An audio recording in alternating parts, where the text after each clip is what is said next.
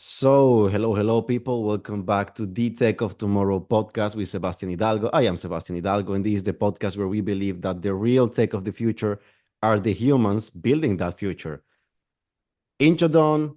Let's talk about our guest. Our guest today is a friend of mine. We work together on his company, Active Choice. He's got a great lifestyle. He's calling in from Bulgaria right now. And yes, I will let him say everything else about himself. People, here's Alexander Tsvetanov. Hello, Alex. How are you? Hey, I'm doing great. So a bit of a short intro of myself, I guess, is mainly with an entrepreneurial background in physical goods and manufacturing. And lately, I've enjoyed, taking part in starting all kinds of different projects and businesses. It's the lifestyle that I kind of enjoy is build something, then sell it or move on from it, then build another thing. And that's how I keep myself busy and interested because I'm sort of a person that gets bored easily. So I need novelty, right?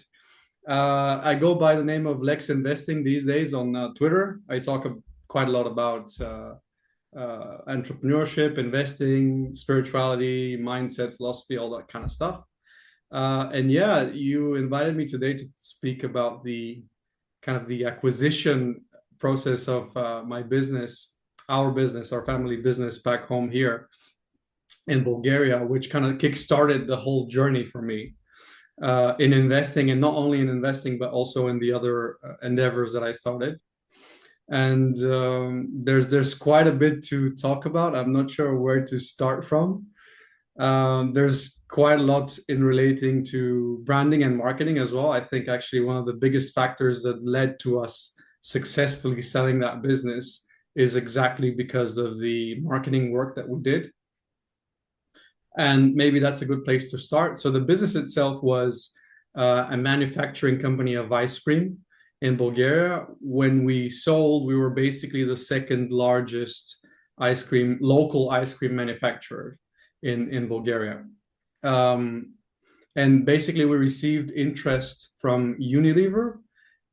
They came to meet us in our base, basically discussing any form of partnership, right? They wanted to work together in some regard because their business at the time was not doing so well in Bulgaria. So we were exploring options to see, is there a potential way to work together? And we just told them, guys, look, we're open to anything you might suggest. Even if you're suggesting an acquisition, we're open to discussing that. And I think the main reason why they decided to approach us is exactly because the prior 3 or 4 years we had been very actively working towards building the brand. Because when I came back from university, this is kind of like our family business. Uh, we There was never really a brand, right? There were just products left and right, nothing done consistently as kind of like a message, a consistent message, a consistent product strategy. And so we worked quite a bit on changing the packaging, changing all the visual materials, and kind of matching it with the consistent message of the brand. And to really dial that in, we used a lot of surveys. So we did, first of all, bought market research from Nielsen in Bulgaria just to kind of have like an overview of how the market's divided and where we can identify like some gaps. And then we also did focus groups with different consumers of ice cream in Bulgaria. And that kind of helped us understand, okay, how is it that their placement of the different brands is in their heads, right? So the whole idea was to have a complete overview of what's the situation in the market in terms of in the head of the consumer, not from our perspective, because there's always a very big difference sometimes between what us as the entrepreneurs are thinking and doing and what the customers are actually receiving as a message and what their view of the business is. And so for us it was very important to get their opinion as objectively as possible, because then we can say, oh, okay, this is how they see our brand. This is how potentially we can enhance that message or improve that message. And this is how we basically plan to increase the percentage of top of mind recognition that we have on the market. You touched on quite some interesting points. So to everybody listening, what they did was a positioning study. And I know the word that keeps popping up in my content every single fucking day. I understand, but it's important. It's positioning. And when they did positioning is what you do to the minds of the audience. It's a strategic thing. It's not marketing. It comes before that. And it affects everything from the marketing to the sales. So they do a strategic study to understand how the consumers see the other brands so that they can position themselves in those gaps. So how did you do it? Meaning, can you remember which gaps you identified that you fill in? Was it just that the other brands were not branding, they lack consistency? Or was there some other way you leveraged to enter that market and start growing fast in it? Yeah, absolutely. It is positioning, like you said. The gap that we identified, well, it wasn't really a gap because unfortunately in ice cream, there's not a lot you can do in terms of to make your positioning very much stand out, right? The biggest kind of selling points in ice cream is number one is the availability in store. So ice cream is mostly an impulse buy, which means that if you want ice cream, you're just going to go to the nearest store and get whatever's there, right? If by any chance there is two or three kind of manufacturers there, then there's a choice of okay, which brand am I going to lean towards? And that usually comes from a decision of, at least in Bulgaria, number one, price, and then number two is kind of like image and premium feel, let's say. Of course, our focus was mainly what we identified is okay. There's nobody really targeting families as much, and in particular, when we're speaking to families, usually the key decision maker in ice cream is the spouse. So the woman, the mother. If a kid walks up and she says, "Okay, hey, mommy, I want an ice cream," usually it's the mom that's gonna decide what am I gonna buy for my kid, right? So what's important to her is number one, price. Number two is quality, but also the feeling of like safety, right? Is this product safe to give to my child? So that's something we very much focused on, is the quality of the ingredients and the like the food safety. I mean, like making sure that we don't have any ingredients that are looked badly. When you read the ingredient list and you see something that's E whatever and you don't know what that is, we don't want to have that. We want to have recognizable ingredients so she feels safe giving that to her child. And it's just really about creating that. We wanted to communicate those main 3 points, right, in our messaging. So we did that mainly through outdoor campaigns, so billboards, but also TV. So we had national TV ads, which that was a whole other journey of creating that ad. Was quite an interesting journey. And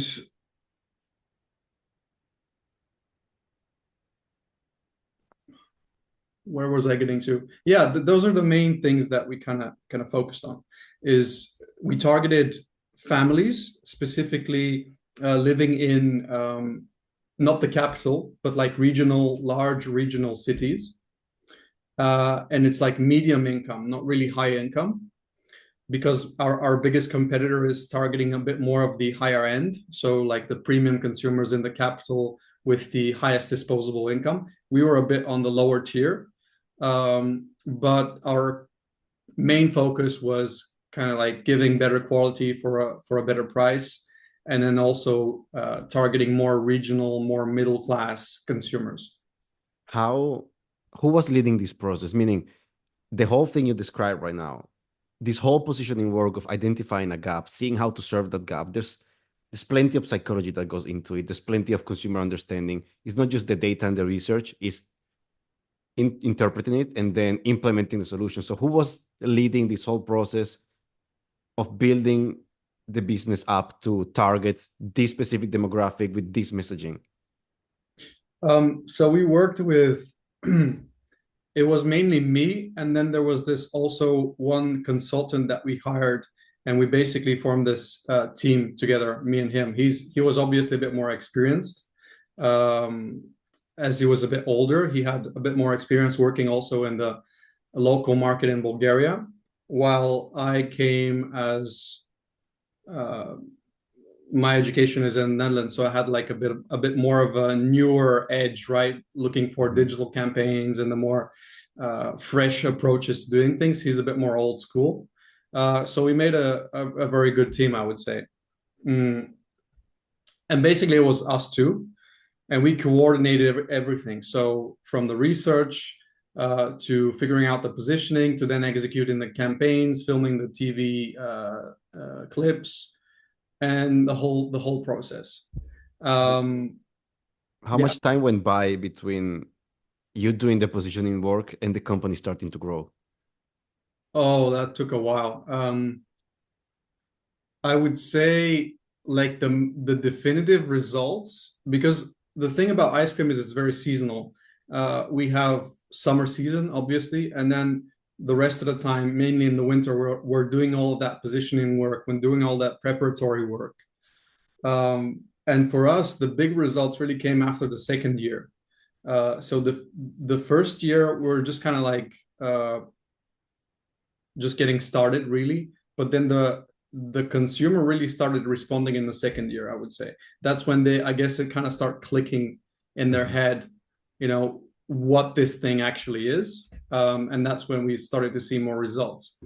And then Unilever came to us in the fourth year. So there was like quite a few years of progression until, okay, consumers started to notice, and then our competitors also started to notice. You have to build that mental real estate, which is what happened in those first 2 years. Yes. Once it clicks, it clicks. And I don't have the data. I have it somewhere, but it's going to take me a while to open it. I still have the focus group studies. Like, you can clearly see, because we measured like top of mind recognition, all that kind of stuff. You can clearly see, like, the first year there was a small bump, and then the second year it was even bigger, and then kind of like uh, works in a compounding way, right? Each consecutive year you do it consistently, it's a bigger and bigger bump in terms of recognition. Agree. I think I just used that metaphor in some content I'm gonna post next week. That positioning is like investing. You just Yeah. do the work and then you let it grow. Of course, you cannot start changing your positioning every 3 months because it doesn't magically happen. But yes, it takes some time. Yeah, and it was a mistake before, because before I showed up and we kind of took marketing a bit more seriously, they basically had done some like marketing efforts, but it was only for a year, right? So they would basically make a campaign for 1 year and not really do any research or positioning for it, and then just, oh, I don't know, like make a campaign up and just put something, and then it wouldn't really get any results, obviously, because it's like a rushed thing that's not really targeted really well, and you're only doing it for 1 year, and then they're just like, oh, marketing doesn't work, gave up on it. Classic. So yeah, it takes consistency, and it takes a very like meticulous approach to doing it, and you have to commit to at least a few years, I would say. So you said that Unilever wasn't doing that well in Bulgaria back then. How many years ago are we talking about first? So they approached us in 2017, 2018, something like that. So what was their problem? they are these big international Yeah. corporations. So my guess would be that they didn't understand the Bulgarian market, whereas you did, and that's it. That was the main advantage. Yeah, exactly. That was one of their problems, and they also had a secondary problem, which is the company was not very well managed, and their brands were not very well managed either. So they were bleeding money essentially. Um, they had the biggest brand essentially in ice cream, which is Eskimo, is what we call it in Mhm. Bulgaria. It's basically this very recognizable old school brand for stick ice cream. And that brand had really suffered. And despite suffering, it was still a very recognizable one. They were basically making a really, really shitty product with that brand. And it was just letting people down, right? And on top of that, they were bleeding money all the time. So they needed kind of like a fix for somebody to come in and uh, get the brand back on track, but also they needed to really restructure their business to make sure it's not bleeding money anymore. So their focus was on efficiency and profits. So Um, your focus was, I'm writing this down. You went basically product positioning, marketing, and that's what drove the sales. yes, but it's important here to kind of distinguish that we were always good at like product and quality, right? That was like a given to us. We were always good at that. And then just adding the brand and the positioning on top, that's when things like started moving. While with Unilever, it was the other way around. They were decent at marketing and positioning the brands and working with the brands, but they really lacked the quality and just the product and manufacturing expertise, at least in Bulgaria. And they had really like trusted the wrong people, I guess, locally, which were, I would go as far as saying that they were embezzling money from the company, but that's a different story. Yeah, it's interesting though. Um, you know, what I always say right now that it's always on my mind is that some people think they only need the brand, some people think they only need the positioning, and some other people will tell you they only need the marketing, and some other people will tell you they only need the product. And I've heard this even in those from those. I happened to be in the Frankfurt Entrepreneurship School, and one of their professors was teaching them that you don't need marketing and you don't need sales. All you need to do is build the next ChatGPT, and the product will sell itself. Like that sounds amazing, and everybody clapped, but it's a bunch of bullshit because you know a ChatGPT level product happens once in a generation. Yeah. How many people are going to build that product? Yes, of the Not, people in that room, nobody. It's like points. There is no percentage for that even. It's too low. So what I'm getting to is that you need everything. You cannot have a bad product. You cannot have bad positioning, and you cannot have bad brand. Because then if you get one of those things wrong, then either the marketing will not work, the sales will not happen, or your reputation is going to hurt. yeah, and that depends on what kind of market you're operating in. So I think context matters, right, for this. If you're operating in a mature market, which ice cream in Bulgaria is a mature market, right? There's not a lot of room for like massive disruption. Um, or if you're operating obviously in a small but growing market, or a very disrupting market, something like what AI is, right? It's exponential growth phase. Like that market is not mature by any standards yet, and also it's a huge disruption in terms of technology. Of course, there you can afford to just go all out on product, but once it like the market settles and it matures, then there's no way you're getting around doing marketing and positioning work. Yes, Uh, need the products. yeah, so it depends on the type of market and also the type of product, I would say. But for most, yeah, you need everything. You need everything. And so Unilever approaches, how big is the company back then? How is it performing revenue wise? Revenue wise, like Bulgaria is a small market. Revenue wise, we were doing, I think, about 7 million or 8 million euros or so. Profits were about two, Great. which is pretty decent for the size of the company. And for Unilever, that's a tiny, tiny business. That's nothing to them. Like they're the biggest ice cream company in the world. Essentially, there's only a few markets where they're not the market leader. And funny enough, one of them was Bulgaria. So it's like Brazil, Bulgaria, and there's one more other country, I think, where they're not the number one market share company. And that was, I guess, kind of hurting their ego a bit. So they really wanted to fix that.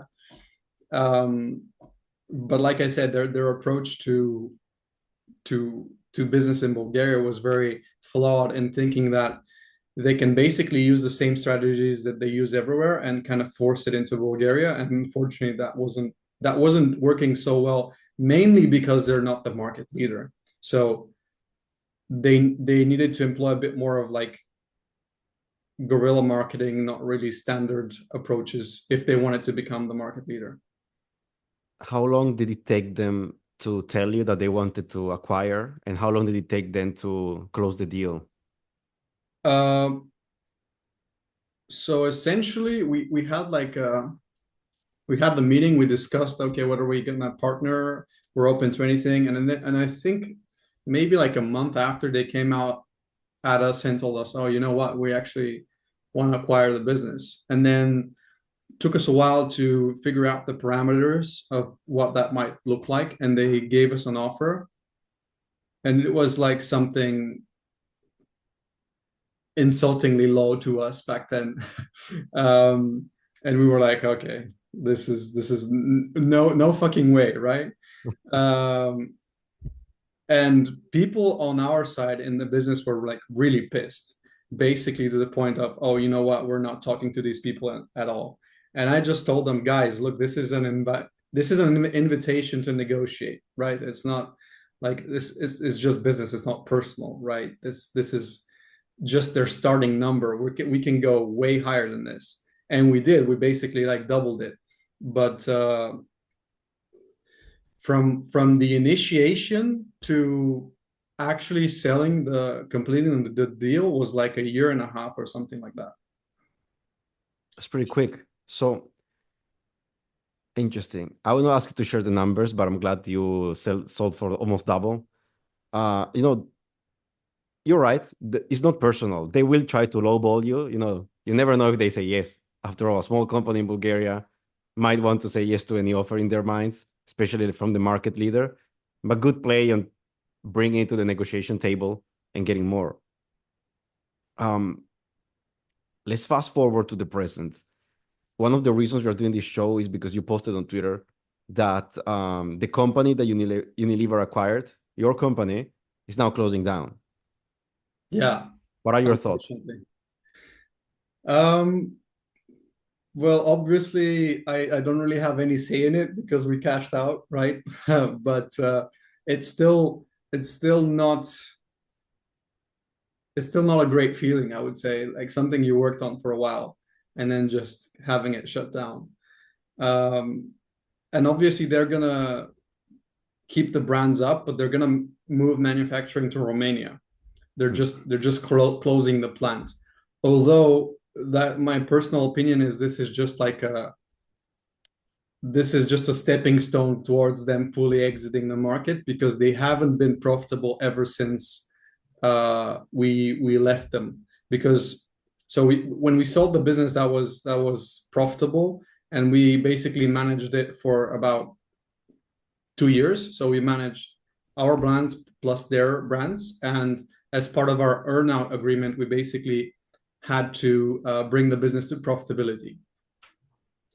Unfortunately, we couldn't fully do that, so we didn't. We also didn't get our full earnout. That was partially on us, but partially on them as well, because our agreement was profitability, but then they changed the managing director, and that new director came to us, and he was like, "You know what? The contract that you guys have is not right. Like, it shouldn't have been just profitability. We need to be working for market share." And we're like, dude, the contract is the contract, right?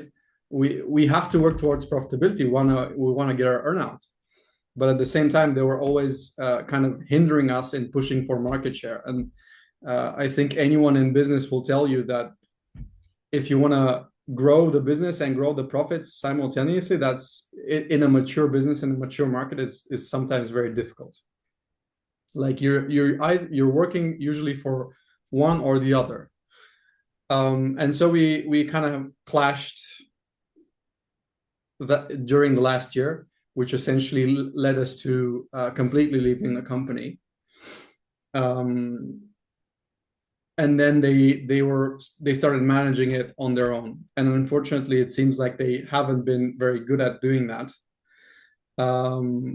And as far as I know, I haven't seen any like financials obviously, but as far as I know, rumors are that they haven't been profitable since we left, which means that in the last, how many years is it, 6 years, they've been back to bleeding cash. And if they're leaving the country, that basically I think confirms that theory. So basically, they acquired you trying to take you out of the equation and try to take up what you had, meaning the quality, the brand, aiming for more market share, but they couldn't achieve any of that, right? Probably they treated it like one of their corporate puppets. Yeah, I think the main issue was like the people we started with in the acquisition process. Those were really people we got along with very easily, and it was, the work was progressing smoothly. So we made the contracts, we made everything, but then once the deal was kind of finished, they obviously got promoted, moved on to other positions in the company. And that meant that we were now dealing with different managers compared to the ones that we had before. And those different managers had different goals. And so it kind of became a problem that, okay, this is how corporations work, right? They move people around, but once the local branch comes into different management, then they kind of want to switch things up around and do whatever they need to get their own promotion. And that led to a bunch of conflicts, which led us to basically leaving the company, because once our agreement, we had basically an agreement to remain 2 years in the company after it was sold, to make sure that the transition is going smoothly. So once that 2 years was out, we were itching to leave, basically. And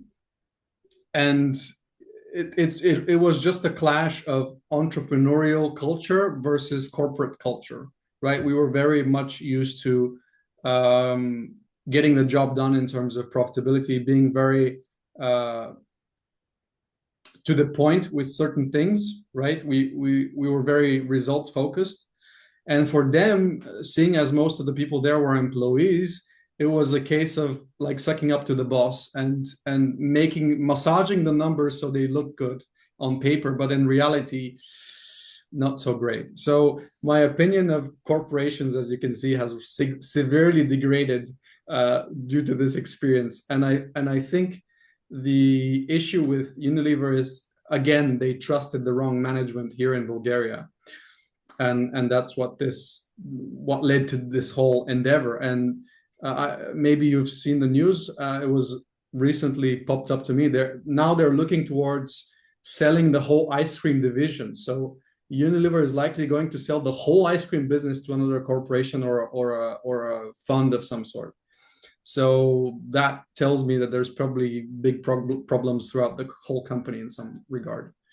They cannot manage it anymore, probably. It's outside of their capabilities. They lost that ability and now they need to sell. And, that's the issue with corporations and also with the people that consult them. They tend to want to manage a business just from a spreadsheet, and you cannot do that.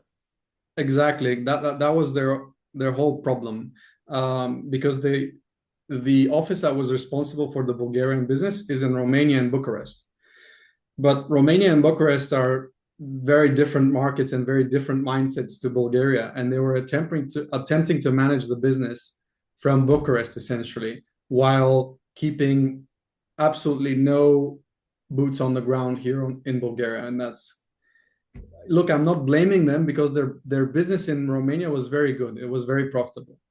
And to them, Bulgaria was just like not worth the effort, or I don't know, it was just annoying to them in some regard. So they were not really putting that much effort. It's a very small market. Like they also, during the same time, they acquired a business in Romania, which was, I think they acquired it for, I don't know, 50, 60 million euros, which is a lot more than they acquired ours. And it was a much bigger focus for them, obviously, because that's where they were investing a lot of money. That plant was going to help them manufacture Kinder ice cream for the whole of Europe, and they did that as well. So it's really a matter of focus, I guess.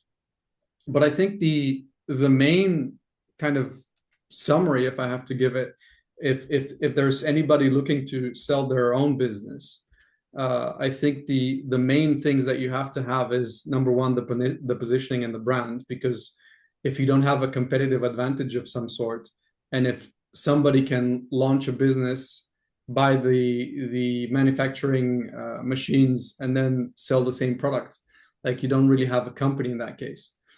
And number two is really making sure that the business can operate profitably without you, right? Because we initially had a problem where the whole business was very dependent on us being there, right, and managing it every time.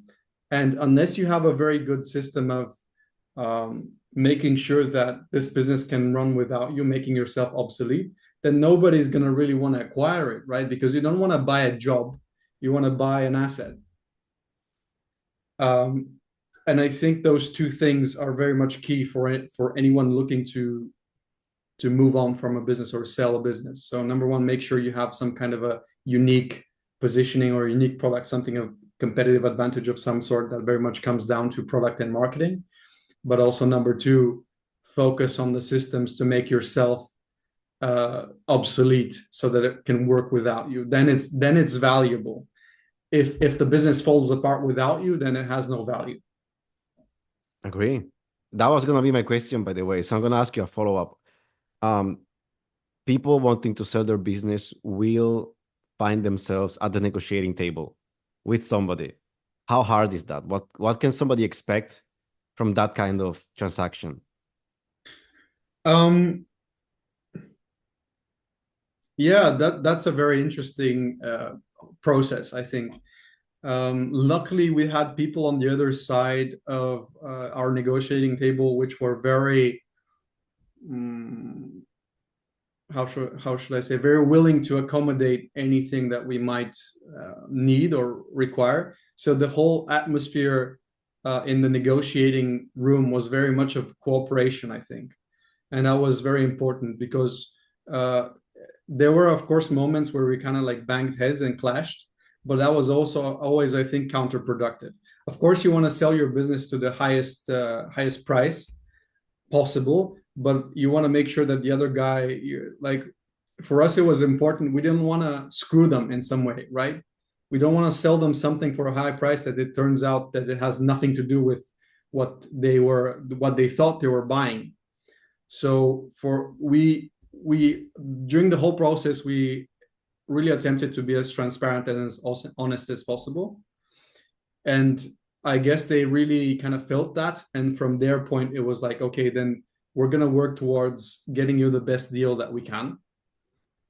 Because we think this is a good business. This is a good thing that we're trying to accomplish here. And it's like working towards a shared goal, right? We want this to sell for this amount, and you guys are willing to sell for this amount. But if you want to get your money's worth, which means, okay, we want to make sure that you have the points of sales that you're telling us that you have. We want to make sure that all the inventory of all your machinery and everything that you're telling us is there. We want to make sure that your financials, so getting audited fully, everything is as you say it is. And we just kind of like facilitated the process to make sure that everything that they need to give us this price was in place, right? Because if we're trying to hide something from them, then it was obvious that they were probably going to be like, we want this information from you, but you're not giving it to us. Then it's a reason for us to doubt that maybe there is something shady there. So that means we have to hedge that risk which means that price is going to come down. Yeah. It's going to come out in due diligence anyway. So it's not like you can hide much. Exactly. Yeah.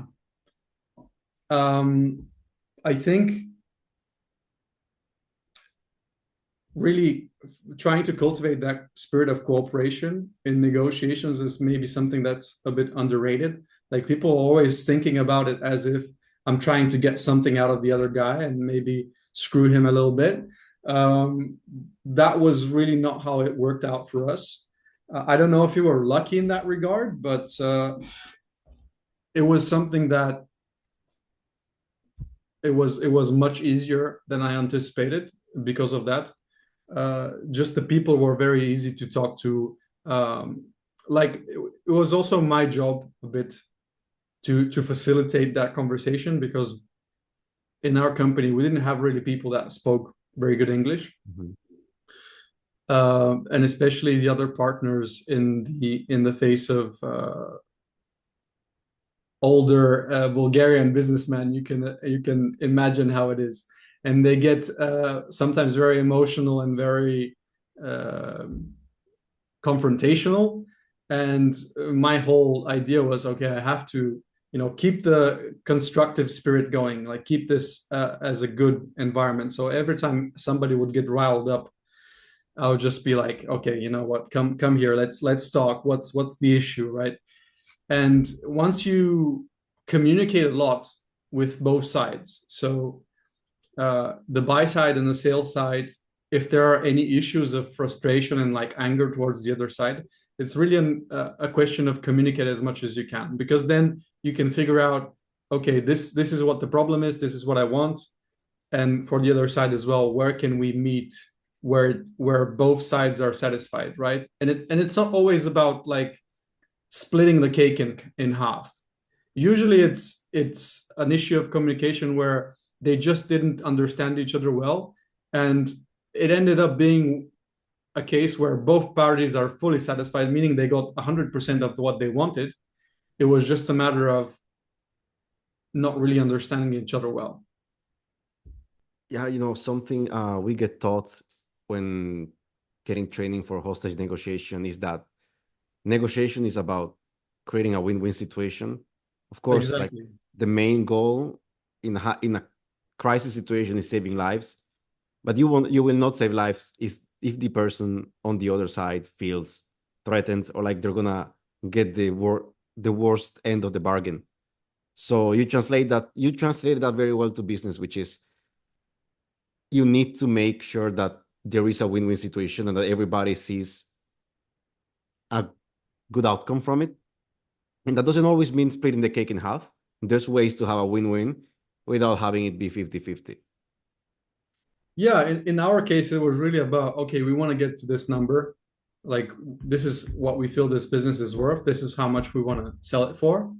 And on their side is we want to get our money's worth, right? So, okay, we're okay with paying this, but we want to have a complete idea of what we're getting for that money. Like, we want to make sure there's value here. Yes. Um, and that of course entailed all the audits, all the transparency, all the even the information that we had on the brands and everything that we had done so far, giving them the intellectual property, just everything we can to make sure that they feel safe and secure, investing that money and paying that much for the company. So how was life after the exit? Uh, that's something that doesn't get talked about a lot, I think. Of course, it's a few months to a year of like excitement and fun, right? You just closed the big deal, you made a bunch of money, but then after a while, you kind of reach a point where you think, okay, what's next, right? It's or even how do I make sure that I don't waste this money, and how do I do something good and productive with it? Because it's very easy. Like if you get a bunch of cash out of nowhere, it's very easy to like spend it all, buy a fancy car, buy a fancy house, and end up with nothing. And for me, it was very much top of mind that I didn't want to be in that situation. So it after the fun of it kind of wavered away, Then came the stress of and the responsibility of what do I do with this, right? I have to make sure that I'm investing and I'm using it as optimally as I can.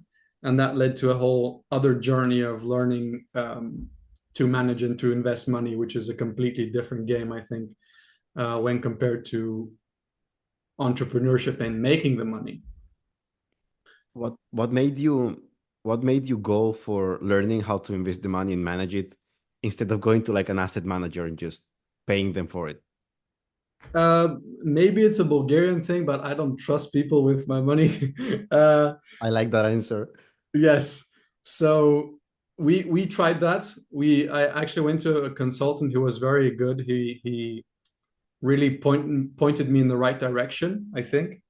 Um, but after that, like he was not really willing to discuss where you should put your money in exactly. He was like working kind of like a therapist, like asking you the right questions so you can kind of figure out your own way, right? That was his idea.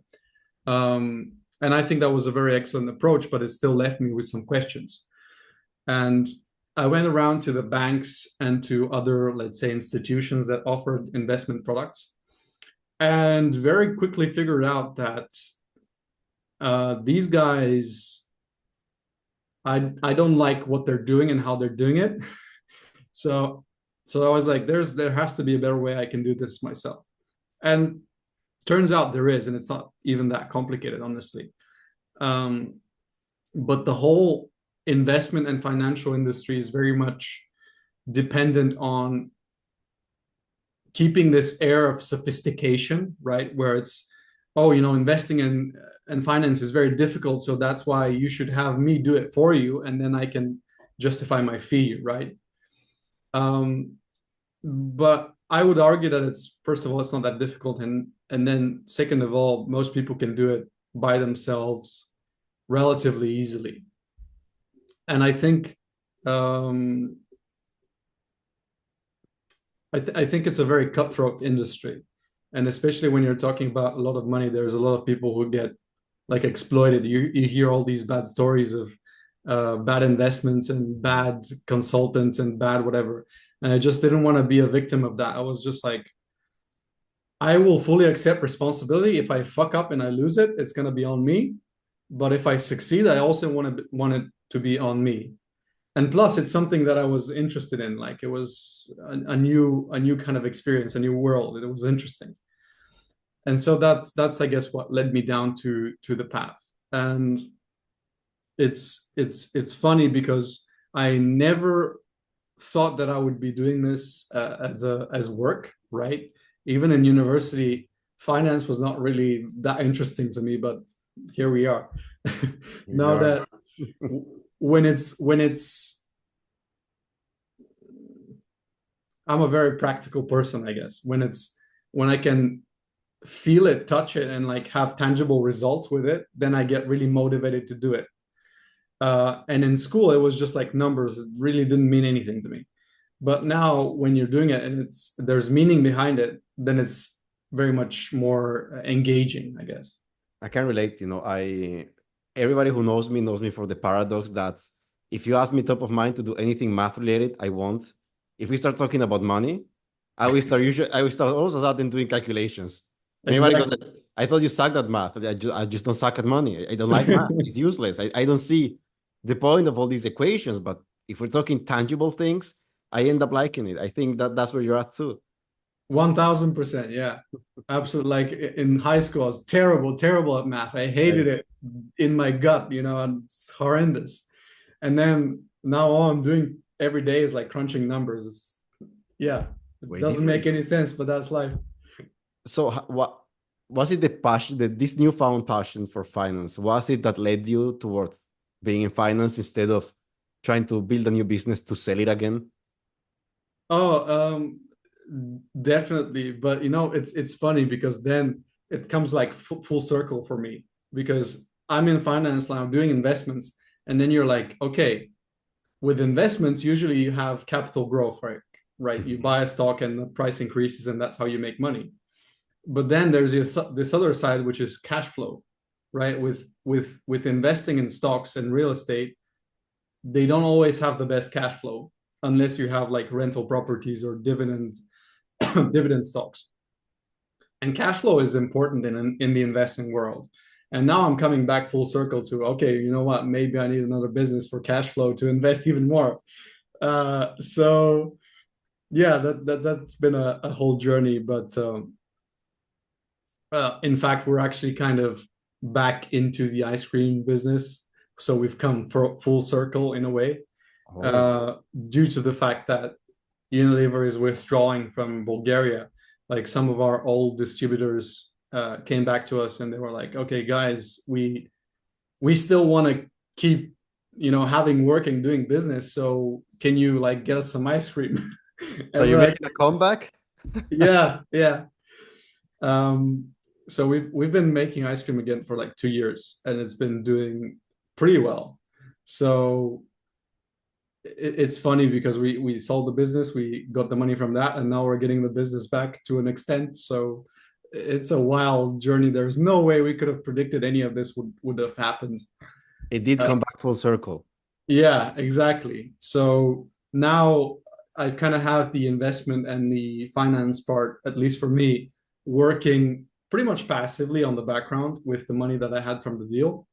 But then coming back into more entrepreneurial ventures, like I'm more interested in, okay, how do we get something moving so we get some more cash flow to invest? I mean, yeah. Yes, it's taking over Bulgaria again until, probably it's going to be Nestle in 5 years. Oh, I don't know. I think we're just gonna keep it like relatively small because it's like when you're not expanding your business very much, that allows you to be a bit more hands off and keep it a bit more as like a cash cow, right? Mhm.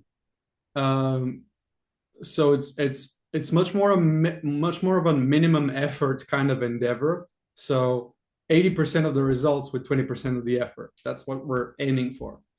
And it's been working very nicely. So now it's a tricky point of how much are we gonna push this, right? So far it's been so growing pretty much organically, but now comes the question: is do we start doing marketing and positioning again? Are we still gonna push to grow this company, or do we like the size that it is because it's very easy to manage and very comfortable and allows a lot more freedom Mhm. personally? Because when you're like full on growth mode, it's very engaging and you have to be there. You have to be doing all kinds of things constantly. What will make what will make you make that decision? Um, if I see some kind of a ridiculous gap in the market or some kind of a new product or something new that we can start, and I see a lot of potential in it, then that's a reason to go all in. Of course, if you see a gap, you gotta take it. The That's business owner in you. You're yeah. still a business owner at core, even after turning to finance. Yeah, but so far I'm not really seeing a gap worth taking. There's a few small ones, but nothing that would justify, going all in for that. Interesting. Looking forward to see how that journey goes on. Listen, we are closing in on 1 hour, so I wanted to ask you, since you're in finance and that's what you do now, and you're pretty good at it, what's one of the worst financial mistakes people make? Worst financial mistakes. Ooh, that's a big one. Give me top three. Well, I think number one is not paying themselves first. What that means is like I could go on a bit about telling you why you need a budget and knowing how much you spend, right? But the gist of it is invest first and then spend what's left, because then you don't really need to budget as much. Like you can still do it's a good way to be more efficient with your money and where your spending is. But if you invest first, meaning okay, you're making 2K, then you take 200 euros and you invest first and then spend whatever's left, then that means you've already done the core work of investing in personal finance. You're already taking care of your future first. Mhm. So that's number one. Um, it comes down to really financial literacy. I think for people, the whole space is very daunting and very like seems very complex, or they just have like this bad association with money or something that comes from their parents. So they just kind of leave the whole money aspect of their life to sort itself out, and it's not going to work unless you pay it some attention. Mhm. Um, so the whole point of financial literacy is understanding, okay, how do I take care of my debt? What's a good deal on, let's say, a car, or when it makes sense to buy a new car versus an old car? When does it make sense? What should I invest in? Uh, mm, where can I spend less money and have more fun? Like Mhm. all these kind of hacks and tips and things you can do to really optimize your whole financial situation, to make sure that you're building towards a future where you're not completely dependent on a like a regular job, right? You want to have some kind of a buffer or a plan B.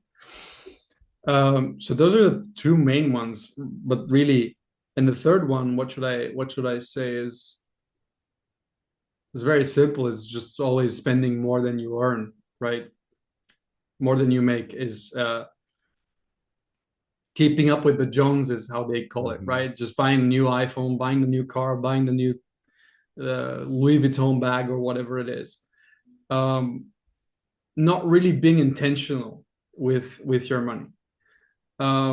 Because what I've personally discovered is I used to think that, to live comfortably, you need like a shit ton of money. But the reality is, like, of course it depends on where you live, but it's much cheaper than you think it is, right? If your house or your car is largely paid off and you're making close to six figures and you're not really buying dumb shit, then that's more than enough money to live like a very, very, very comfortable life. It's just a matter of not really making dumb decisions, I guess. That would be eye-opening to some people. Yeah, I mean, like I can give you exact numbers for my lifestyle, for example. Like I this year I've been to Uzbekistan, obviously. I was in Vietnam. Uh, I'm going to Mexico like in a few weeks or something. So I travel like a lot and long destinations for like 2 weeks. Obviously, my car and my home is paid off, and my kind of expenses in Bulgaria are pretty low, right? But my whole lifestyle fits into like 55,000 euros a year. Wow. I mean, that's And you travel. yeah, in that's nothing money compared to what most people are making, right? Of course, if you're still paying off your house and your car, you're gonna need a bit more than that, but you can still make it like with 70, 80K easily if you're smart about it. And um and the reason I can give you these numbers is because I track everything like meticulously. I'm a bit insane when it comes to that. I'm not saying everyone should do that because I don't believe that to be the case. But like usually people think they know how much they earn and they know how much they earn, but they don't know how much they spend. Usually it ends up being like, because I've worked with a few clients, it works out to being two or three times more spending than they think when I ask them. Because then I asked them, okay, you know what, you should probably track it. And they were like, okay, actually it was a lot more than than I thought it was.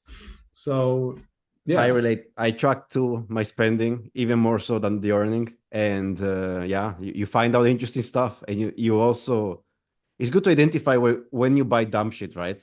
You will have moments where you see, oh, what happened this month? And you go, ah, okay, I bought that thing. Did I need that? Yeah, exactly. Um, and so yeah, I think that lifestyle of really traveling and being more free is much more attainable than people make it out to be if you're a bit more intentional with your money. Love it. I Two think I last think you questions. can attest to that because you've been doing well, I think also.